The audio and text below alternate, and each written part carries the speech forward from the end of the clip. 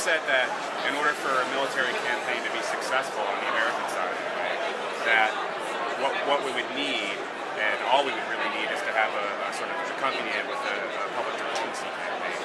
And I'm wondering how that's not quite what I said. What I said was if it were made clear, especially given the visible level of opposition to the government in Iran that the people have demonstrated, that if we could make it clear that the attack was directed only against the nuclear weapons program, that I don't think it's at all likely that the popular reaction in Iran would be to rally around the government. I think they understand increasingly that this is an authoritarian government.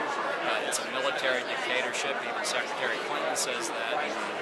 And they don't want that. The people of Iran increasingly don't want that. If civilians are killed in a military strike, do you think a public diplomacy campaign would have any effect? Well, I think we could take a lot of steps to avoid civilian casualties, given the location of these plants, whose locations we know very precisely.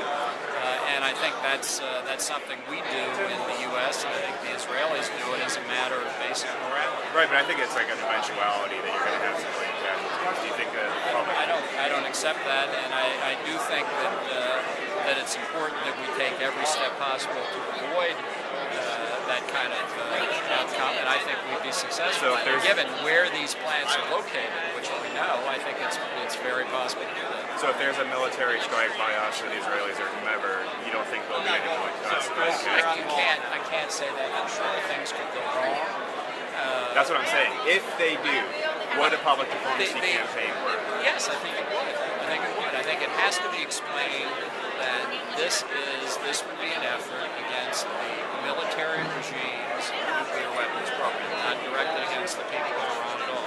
That happens to be the truth. That's always a good story to tell, and I think we could make that story convincing. So if the people who are against the regime after a military strike rise up against them, what does the West do in that situation? Well, I think they're in a very difficult position. I'm not sure they can accomplish regime change without more assistance from the outside. I think we should have been giving them more outside assistance for 10 years.